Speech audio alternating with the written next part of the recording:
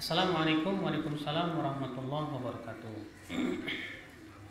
Apabila kita bermaksiat atau berbuat dosa kemudian mohon ampun kepada Allah dan bertaubat dan menyesal, berjanji tidak akan mengulanginya, tapi ternyata di masa depan kita mengulangi lagi perbuatan dosa tersebut yang sama. Kita sudah berjanji tidak akan mengulanginya. Apakah kalau kita bertaubat lagi Allah masih akan menerimanya? Selama antum bertaubat, selama itu Allah masih menerima taubat antum. Sebutkan dalam sebuah riwayat yang hasan, Rasulullah mengabarkan tentang hamba yang berbuat dosa lalu ia bertaubat, lalu ia berbuat dosa lagi, bertaubat, tapi ia berbuat dosa lagi, bertaubat lagi, dan dia yakin bahwa Rabb-Nya Maha Pengampun lagi Maha Penyayang. Maka Allah berfirman kepada si hamba itu, alima abdi anna lahu rabban yaghfirul dzunub. Si hamba ini yakin bahwa ia memiliki Rabb yang mengampuni dosa. Ya. Cuma Pak, orang seperti ini dikhawatirkan kalau matinya di atas dosa. Mending kalau matinya di atas taubat. Pas dia bertaubat meninggal. Yang dikhawatirkan orang seperti ini pas dia kembali ke dosanya meninggal. Musibah. Ya. Maka dari itulah ikhwatul Islam, azakumullah, ya, apalagi memang subhanallah lingkungan kita yang tidak Islami ini seringkali menjadikan kita berulang lagi melakukan dosa itu. Tapi segera kita minta kepada Allah kekuatan untuk bisa meninggalkan dosa itu.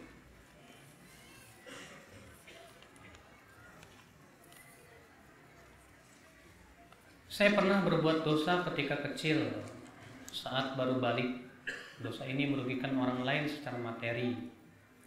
Bagaimana saya bertobat atas dosa yang saya lakukan sekitar 15 tahun yang lalu? Kalau memang itu merugikan orang secara materi, maka tetap ada kewajiban mengganti atas kezaliman ataupun kerugian-kerugian yang ada. Ya.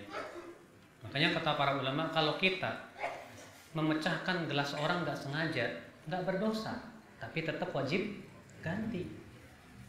Ya. Allah hanya sebatas meniadakan dosa, tapi Allah tidak meletakkan kewajiban mengganti. Kenapa? Karena ini berhubungan dengan hak manusia yang lain. Ya. Puasa Senin Kemis juga puasa 13, 14, 19, apakah juga merupakan amalan penebus dosa? Ya. Bukan kalau berfirman innal hasanat yudhibna sayyi'at. Sesungguhnya perbuatan baik itu selalu menggugurkan perbuatan buruk. Dahulu Pak, para salafus soleh kalau mereka jatuh kepada dosa, segera mereka berbuat baik, sedekah dan yang lainnya.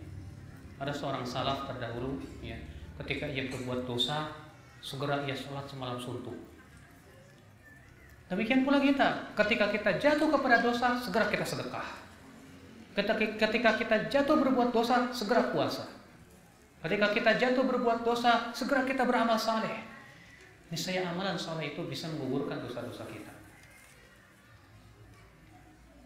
Apakah berdosa ketika seorang imam sedang mengimami sholat, lalu ada seseorang makmum yang meninggalkan atau keluar dari berjamaah dengan alasan imamnya dari Ahlus Sunnah?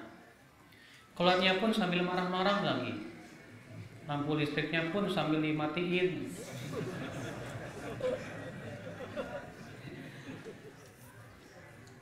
Mungkin orang ini nggak tahu, Pak. Iya, orang ini perlu dinasihati. Kenapa sih Bapak kok marah-marah? Itu tuh imamnya itu.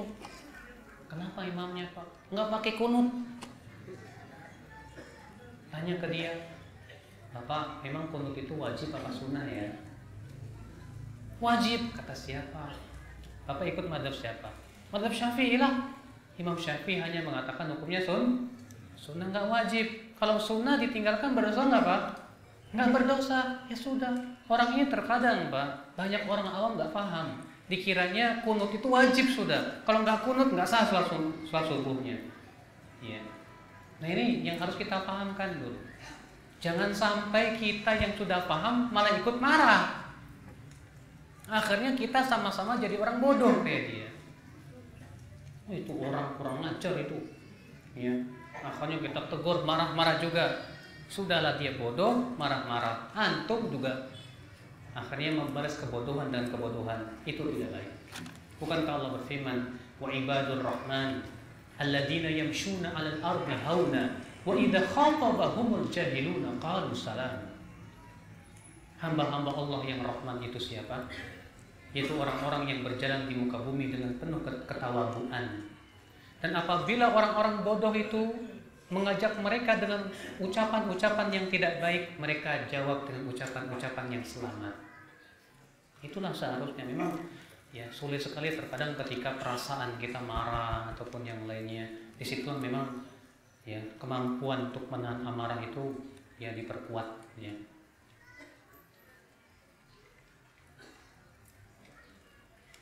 Bolehkah kita berzikir dengan la ilaha illallah wahdahu la syarikalah lahul mulku wa lahul hamdu wa huwa ala kulli syai'in qadir 100 kali sambil naik motor?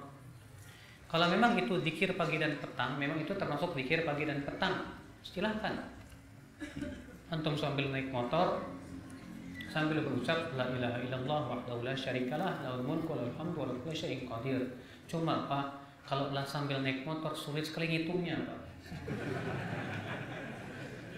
Kenapa? Antum fokus. Ketika ngebut, udah berapa tadi? Tapi tetaplah yang bagaimana caranya banyak berzikir kepada Allah Subhanahu wa taala. Ta'aruf dengan akhwat menggunakan HP. Itu perbuatan dosa bukan ya Ustaz? Ya kalau sambil ser-seran sih dosa. Ya. Antum ta'aruf. Kebutuhan ta'aruf apa? Antum apa? Antum mau menikahi dia atau bagaimana? Atau hanya sebatas bincang-bincang? Tidak ada kebutuhan? Hati-hati. Ini Pak, SMS ataupun FB ataupun BBM sering kali jadi pintu setan. Sering kali jadi pintu setan. Iya. Tadinya ada seorang akhwat jilbaber gitu. Jilbabnya ngeleber-ngeleber. Iya. Sama suaminya dibeliin HP FB-an. Asik. Suaminya sering pergi tugas terkadang seminggu. Rupanya si akhwat ini menerima pertemanan laki-laki. Mungkin niatnya setan biasa. Ini buat dakwah.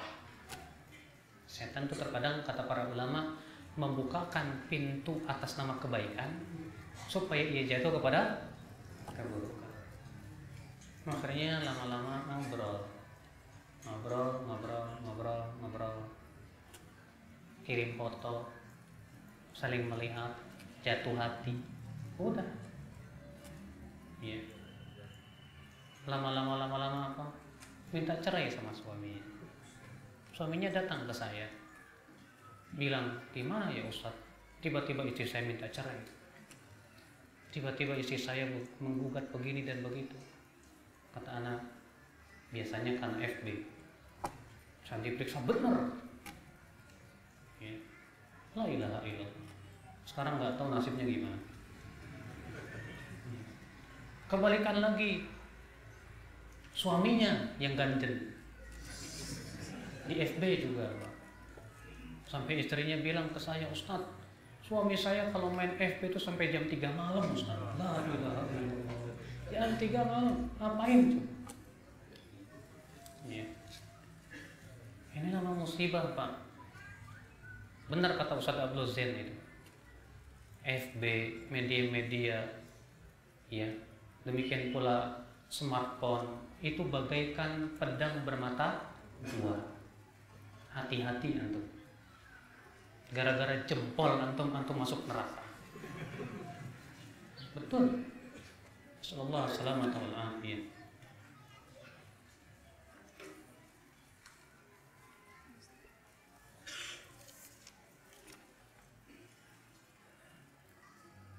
Salah satu pelebur dosa adalah memperbanyak sholat. Yang saya tanyakan adalah sholat sunnah setelah sholat isya adalah sholat sunnah 4 rakaat. Sholat sunnah 4 rakaat ini sudah termasuk sholat ba'diyah isya apa belum? Wallahu a'lam sudah masuk. Karena dalam riwayat beberapa hadis, ya di antara dari hadis Aisyah, Ibnu Umar, Ibnu Mas'ud, ada anjuran untuk melanggengkan 4 rakaat setelah Isya, dan mengatakan bahwa melanggengkan 4 rakaat setelah Isya sama dengan sholat 4 rakaat di malam Lailatul Qadar. Iya, dan hadisnya sahih. Riwayat-riwayatnya walaupun mauquf, tapi kata para ulama dihukumi marfu karena itu bukan berasal dari ijtihad para sahabat. Apabila perjalanan kita menuju masjid itu menggunakan kendaraan atau tidak berjalan kaki, apakah kita termasuk dalam golongan orang yang langkah kakinya mengangkat derajat dan mengampuni dosa? Nggak tahu. Ada sebuah hadis dikeluarkan Imam Bazzar dan yang lainnya. Disebutkan dalam hadis itu ada seorang sahabat paling jauh rumahnya. Lalu dikatakan sahabat ini, kenapa kamu tidak beli kendaraan yang kamu bisa gunakan di waktu malam dan di waktu siang? Apa kata sahabat ini? Saya ingin setiap langkah saya ditulis oleh Allah sebagai kebaikan. Kata Rasulullah, Allah sudah menuliskan untukmu semua itu. Bayangkan orang ini jauh sekali, tapi tidak pernah absen sholat pergi ke Masjid Nabawi. Ketika dianjurkan untuk beli kendaraan, tak mau. Maunya apa? Jalan kaki. Ini menunjukkan akal Islam bahwa sunnahnya pergi ke masjid itu apa? Jalan kaki. Cuma daripada antum males jalan kaki, mendingan naik motor kan gitu. Males jauh. Memang rumah antum berapa kilo? 1 kilo. Sahabat ini 5 kilo. Syekh Utsaimin rumahnya ke masjid 2 kilo. Ya. Sambil beliau jalan dari rumahnya ke masjid baca Quran, masya Allah, alhamdulillah. Ya. Kalau antum memang malas, daripada antum nggak pergi, mendingan naik motor kan. Terus gimana dong Ustadz? Sama nggak dengan berjalan kaki? Nggak mungkin sama. Cara menulisnya apa perputaran roda? Nggak tahu. Nggak tahu. Nggak ada dalilnya masalahnya. Haji dan umrah termasuk amalan penembus dosa. Wah, ini besar sekali. Bukankah Rasulullah bersabda, man hajja falam yarfuth walam yafsuq? Siapa yang haji dan ia tidak mengucapkan kata-kata yang kotor, tidak berbuat kefasikan, raja'a ka yaumi waladatu ummuh, ia akan pulang dalam keadaan bersih dari dosanya seperti dilahirkan oleh ibunya. Masya. Tapi syaratnya dipatuhi gitu. Yang pertama, tidak mengucapkan kata-kata kotor. Yang kedua, tidak berbuat fasik. Antum kira mudah? Gak mudah. Di saat haji itu kesabaran kita itu diuji benar. Lagi lempar jumlah akobah, wah, tahu diskut orang, astagfirullahaladzim. Iya. Kita lagi duduk, tahu di kepala kita giniin, puing. Orang mau ngelangkah, kepalanya digini-giniin, Pak. Orang Arab gede gitu, Pak. Aduh. Kalau kita nggak sabar maunya kurang lancar. Ya. Seringkali ada ujian-ujian seperti itu, Pak. Luar biasa. Ya. Maka Rasulullah mengatakan siapa yang haji tidak berkata kotor, tidak berbuat kefasikan, maka ia pulang dalam keadaan bersih dari dosanya seperti dilahirkan oleh ibunya kembali. Luar biasa.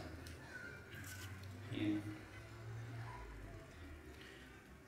Apa tanda taubat seseorang diterima? Tandanya dia memang betul-betul tidak mau mengulanginya lagi, dan dia betul-betul menyesal dan malu. Semakin ia berbuat baik kepada Allah, tandanya Allah pelihara terus taubatnya, sehingga ia tidak mau. Bahkan dia lebih baik, ya, dia tidak suka untuk kembali kepada keburukan sebagaimana ia tidak suka untuk dilemparkan ke dalam api neraka. Itu tandanya insya Allah taubatnya terima oleh Allah Subhanahu wa ta'ala.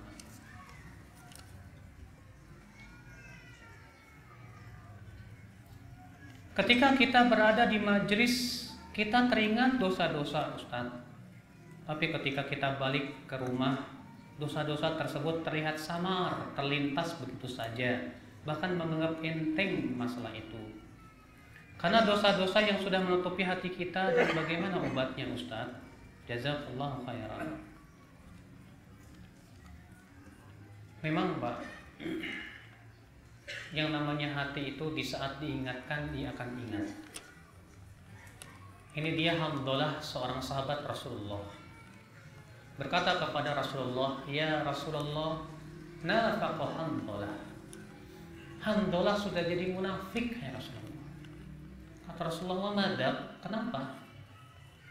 "Hai Rasulullah, aku kalau berada di majlismu, air mataku berlinang, hatiku takut kepada Allah. Tapi ketika aku pulang ke rumah, aku tertawa dan terlupakan oleh dunia, anak dan istri. Kalau begitu aku munafik ya Rasulullah." Apa kata Rasulullah? "Ya Handalah, kalaulah setiap keadaanmu seperti kamu di majlisku, la safahatkan malaikat. Malaikat akan menyelami kamu di rumahmu dan di jalan-jalan. Walakin ya Handalah, saat. Tapi hai Handalah, ada saat-saatnya. Ada saatnya kita takut kepada Allah, mengingat dosa, menangis kepada Allah. Ada saatnya kita harus bergaul dengan anak dan istri, menyenangkan hati mereka. Ada saatnya kita harus kerja mencari nafkah. Tidak semua setiap saat kita nangis terus, tidak. Ada saat-saatnya. Itu yang dikatakan Rasulullah SAW kepada sahabat ini. Antum di majlis taklim, ya terasa ingat dosa, menangis, takut pada Allah. Pulang ke rumah kok kayaknya lupa lagi. Ya. Kalau antum di rumah lupa itu karena dilalaikan oleh dosa, ini yang musibah. Tapi kalau memang antum di rumah karena memang tujuannya lillah, ya, misalnya antum mendidik anak antum, ketawa dan yang lainnya dengan istri antum, atau antum pergi kemana, ya, ke pasar untuk mencari nafkah dan yang lainnya. Selama kita berpindah dari satu kebaikan kepada kebaikan yang lainnya, bagus sekali, Pak. Karena setiap kita ada haknya. Makanya Salman Al-Farisi berkata kepada saudaranya Abu Darda, "Inna li rabbika 'alaika haqqa." Rabbmu punya hak. "Wa inna li jasadika 'alaika haqqa." Tubuhmu punya hak. "Wa li zaujika 'alaika haqqa." Istrimu punya hak. Fa'ati kulli haqqin haqqa. Berikan haknya masing-masing. Masing-masing punya hak.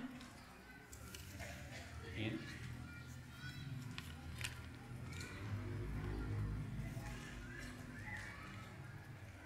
Bagaimana kita memperlakukan orang munafik? Memperlakukan orang munafik seperti apa? Karena munafik ada dua macam, Pak. Yang pertama munafik i'tiqadi, munafik akidah. Memperlihatkan keislaman, menyembunyikan kekafiran. Dia benci kepada Islam. Maka kita menghadapi orang seperti ini seperti Rasulullah menghadapi orang munafik. Tetap mempergauli dia sebagai seorang muslim. Apalagi Pak, kita tidak bisa mereka hati seseorang. Antum bisa mengorek hatinya? Wah, ini orang munafik beneran nih. Susah Pak. Ini amalan hati masalahnya. Ya. Kalau itu munafik yang kedua, munafik amal. Siapa itu? Yaitu yang jatuh kepada perangai-perangai kemunafikan. Apa itu perangai kemunafikan? Di antaranya kalau berbicara, dusta. Kalau berjanji, tidak ditepati. Ya. Kewajiban antum nasihati. Nasihati dengan cara lembut. Ingatkan dengan cara, ya, dalam keadaan dia tenang. Bukan kemudian kita nasihati dengan sambil marah-marah. Bukan. Ingatkan, akhi, ya, antum berkata dusta, apa antum tidak takut kepada Allah? Antum kemarin berjanji, kenapa tidak menepati janji? Mungkin dia punya alasan. Nah, ini Pak. Tapi kalau kita tahu orangnya itu, kita tahu dia soleh, kemudian kok dia jatuh kepada salah satu perangai kemunafikan, yang harus kita dahulukan adalah husnudzon. Yang harus kita dahulukan apa? Husnudzon. berikan kepada dia 1 sampai 70 alasan. Oh, mungkin dia begini dan begitu. Oh, mungkin dia punya udzur. Kalau antum tidak tahu udzurnya, katakan mungkin dia punya udzur yang saya tidak tahu. Selesai. Ngapain kemudian disibukkan mikirin dia aja? Mendingan mikirin dosa sendiri. Iya.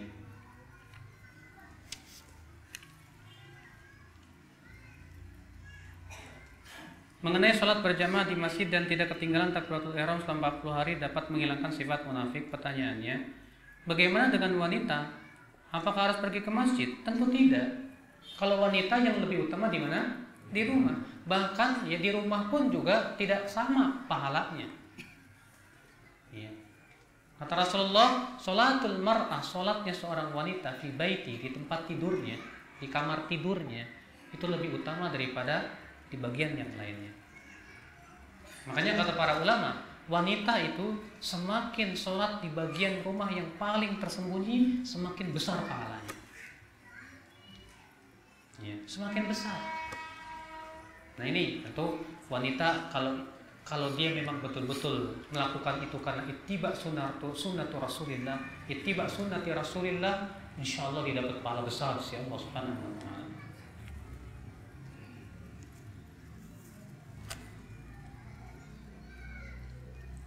Beberapa bulan ini sholat subuh jarang tepat waktu, Ustadz, jarang tadarus lagi.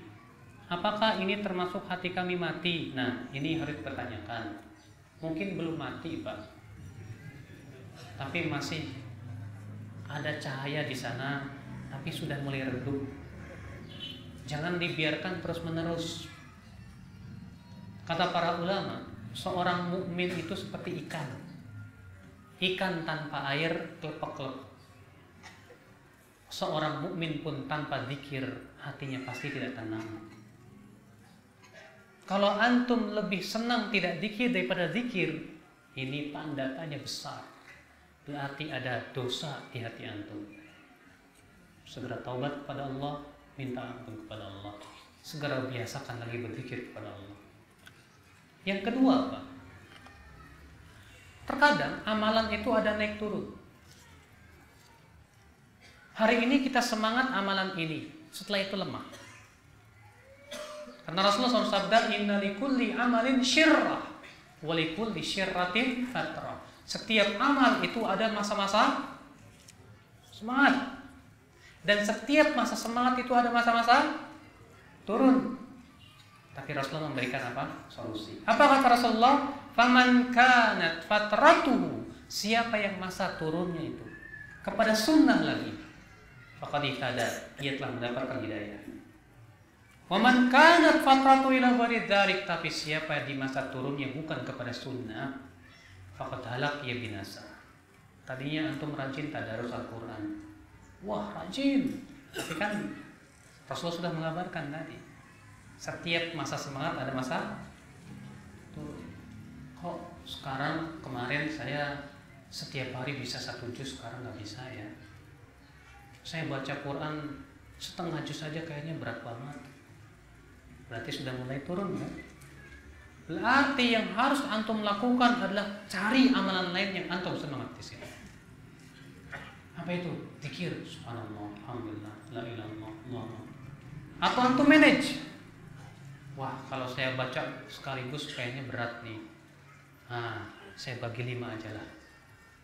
Pagi 2 lembar, duha 2 lembar, siang 2 lembar, sore 2 lembar, maghrib 2 lembar, 1 juz. Alhamdulillah. Harus dilawan, Pak. Tidak bisa kita biarkan terus begitu, tidak bisa.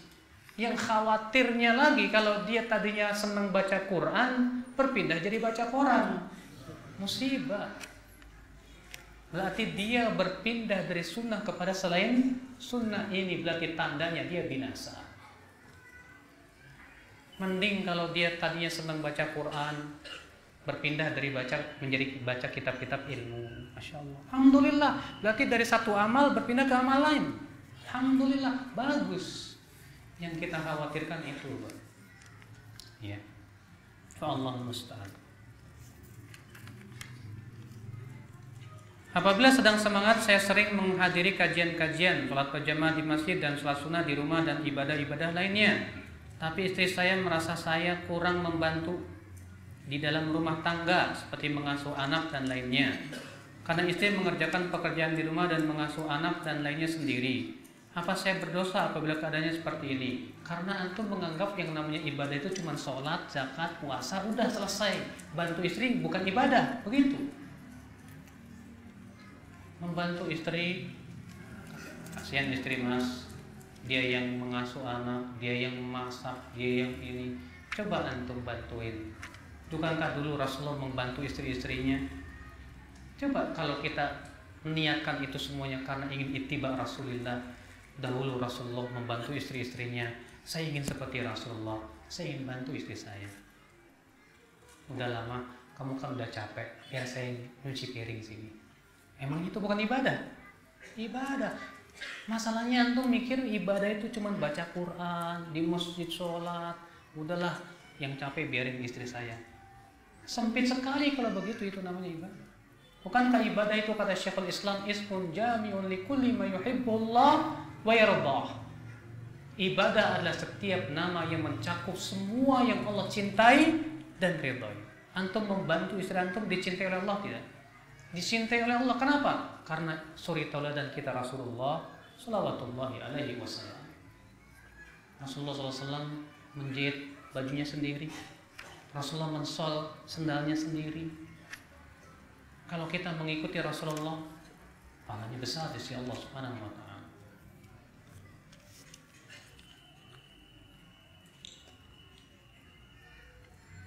Masalah pelebur dosa tadi sudah dibahas. Nah, kalau untuk yang meningkatkan derajat gimana Ustaz? Saya katakan Pak, amalan soleh pun mengangkat derajat. Zikir mengangkat derajat, sholat mengangkat derajat. Sudah otomatis setiap pelebur dosa itu mengangkat derajat. Setiap amalan pelebur dosa itu sudah pas otomatis apa? Mengangkat derajat. Zikir kata Rasulullah, siapa yang membaca subhanallah maka Allah tuliskan untuknya 20 mengangkat derajat. Dan Allah gugurkan darinya berapa? 20. Lagi dalam satu amal itu sudah multifungsi. Fungsinya untuk menggugurkan dosa sekaligus mengangkat derajat. Masya Allah, ya, luar biasa. Bahkan yang ada amalan yang paling ringan, yang paling banyak kita tinggalkan. Doa masuk pasar, itu pahalanya luar biasa. Kata siapa yang madakhala suq, siapa yang masuk pasar, lalu dia mengucapkan la ilaha illallah wahdahu la syarika lah, lahul mulku wa lahul hamdu yuhyi wa yumiit wa huwa hayyun la yamut biyadil khair wa huwa ala kulli syai'in qadir. Dituliskan untuknya 1000 kali 1000 kebaikan, digugurkan darinya 1000 kali 1000 keburukan, diangkat untuknya 1000 kali 1000 derajat, dan dibangunkan untuknya sebuah rumah di surga. Tapi kan kita seringnya lupa Pak. Udah masuk pasar, udah ngelihat barang, udah wah beli ini, beli itu, lupa terus. Makanya kata para ulama, kenapa doa masuk pasar tuh besar sekali? Karena memang yang melakukannya jarang. Semakin berat suatu amal, semakin banyak orang melupakan, semakin besar di sisi Allah Subhanahu wa ta'ala.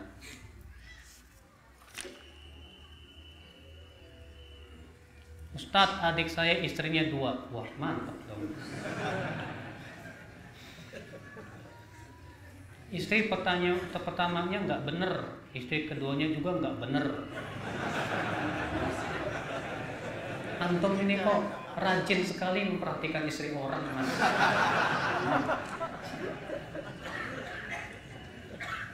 Apabila adik saya keluar kota, istri kedua berzina dengan orang lain.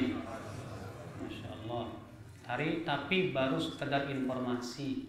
Tuh, kan? Apa yang harus saya lakukan sebagai kakak Ustadz? Baru informasi. Udahlah, nggak usah Nggak usah cari-cari memata-matai, nggak usah. Allah berfirman, ya ayyuhalladzina amanu ijtanibu katsiran minadh-dhann. Hai orang-orang yang beriman, jauhilah berburuk sangka. Lalu Allah menyebutkan setelah itu apa? Wala tajassasu, jangan memata-matai, mencari-cari kesalahan. Wala yaghtab ba'dukum ba'dha, dan janganlah sebagian kalian menggibah yang lain. Kalau itu hanya sebatas informasi, maka yang memberikan informasi antum tuduh dia. Antum jangan jadi kambing hitam. Antum jangan menganggap saya kambing hitam. Saya manusia. Ya.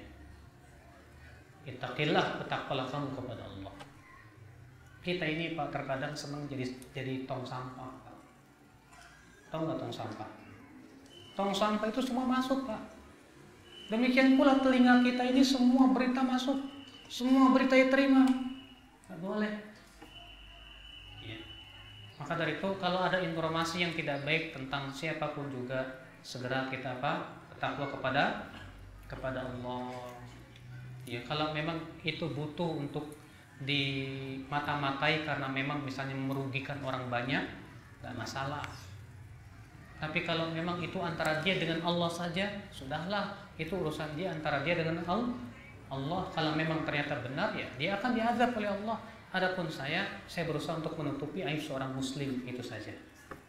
Sebagaimana sabda Rasulullah, man satara musliman, siapa yang menutupi aib seorang muslim, satarallahu fid dunya wal akhirah, Allah akan tutupi aibnya di dunia dan di akhirat.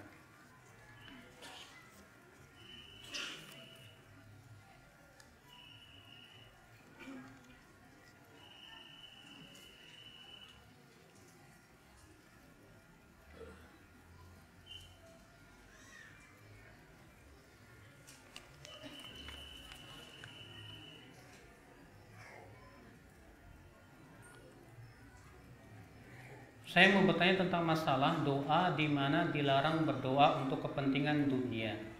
Emang ada gitu? Ada larangan berdoa untuk kepentingan dunia? Enggak ada, Pak. Minta dunia boleh tidak? Boleh. Makanya ini pertanyaan aneh. Ya. Dia bilang katanya dilarang berdoa untuk kepentingan dunia. Dari mana asalnya? Dalilnya mana? Bukankah dahulu Rasulullah SAW berdoa, ya Allah, berikan kepada Anas anak yang banyak dan harta yang melimpah. Doa dunia bukan? Doa dunia. Maka Anas bin Malik anaknya 99. 100 maaf. Anaknya Anas itu 100. Hartanya melimpah ruah sampai-sampai kata Anas, tidak ada satupun emas baik yang kuning maupun yang putih kecuali pun punya semuanya. Boleh minta dunia? Boleh, asal tujuannya untuk kebaikan. Asal tujuan untuk kebaikan, ya Allah berikan saya kendaraan biar saya bisa ngaji, alhamdulillah. Tapi kalau antum tujuannya niat, ya Allah berikan saya harta biar saya bisa jalan-jalan ke Hong Kong, ke Singapura, wah ini niatnya udah nggak bener. Permintaan seperti itu nggak bagus. Ya.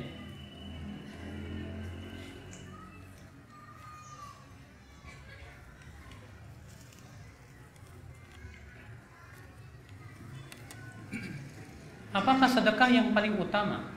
Apakah sedekah ke kotak amal masjid atau ke pengemis di jalan? Dan malaikat yang turun pagi itu jam berapa Ustaz turunnya?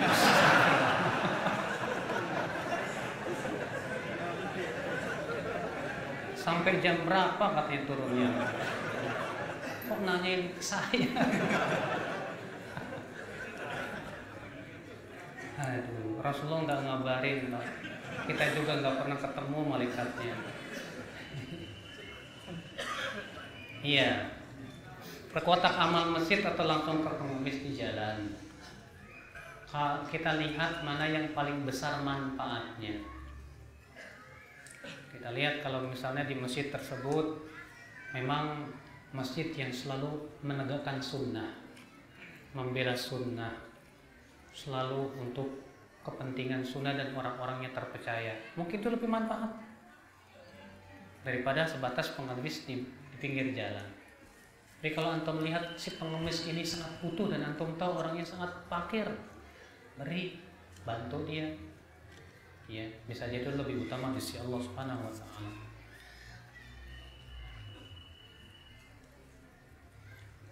Di tempat bekerja saya ada fasilitas internet, boleh nggak memanfaatkan fasilitas tersebut pada saat jam kerja tanpa mengganggu pekerjaan?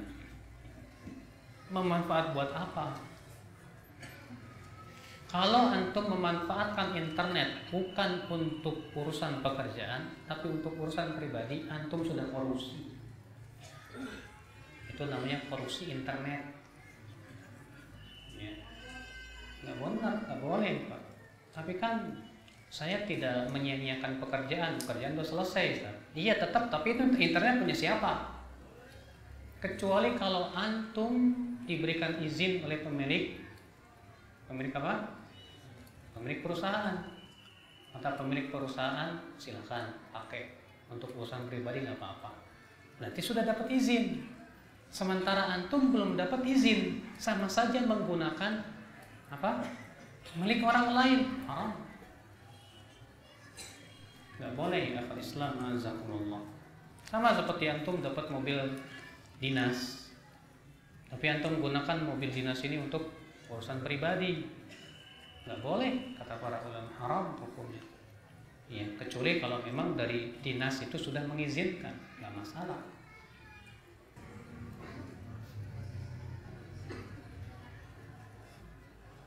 Saya diamanatin bawa voucher untuk perbaikan masjid 1 lembar 25.000.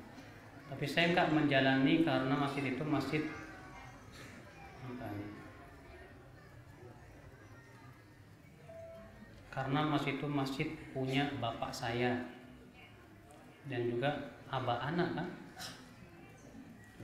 Benar nggak tulisannya? Ya. Dan juga terlalu berat dengan harga segitu. Berdosa nggak ya Ustaz? Ini masjidnya untuk kepentingan bapak apa gimana? Wakaf apa bukan? Karena kata para ulama syarat masjid itu harus dibangun di atas tanah wakaf, bukan milik pribadi, nggak boleh. Sebab kalau milik pribadi berarti bakalan diwariskan, nggak boleh, haram hukumnya. Ya. Maka kata para ulama syarat masjid itu harus tanah wakaf.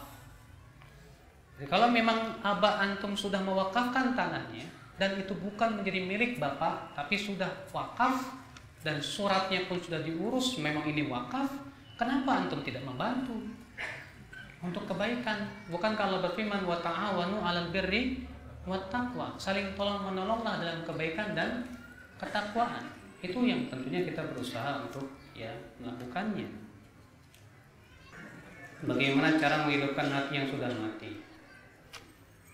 Tentunya dengan banyak berzikir kepada Allah, dengan banyak amalan saleh, dan yang terutama adalah berjihad melawan hawa nafsu. Ingat Pak, jihad melawan hawa nafsu tidak akan selesai sampai meninggal dunia. Selama hayat masih di kantong badan, hawa nafsu akan terus dan setan akan terus menggoda. Makanya jihad melawan hawa nafsu tidak akan pernah selesai sampai meletakkan kaki kita di surga. Ya. Allah, mudah-mudahan apa yang sampaikan bermanfaat.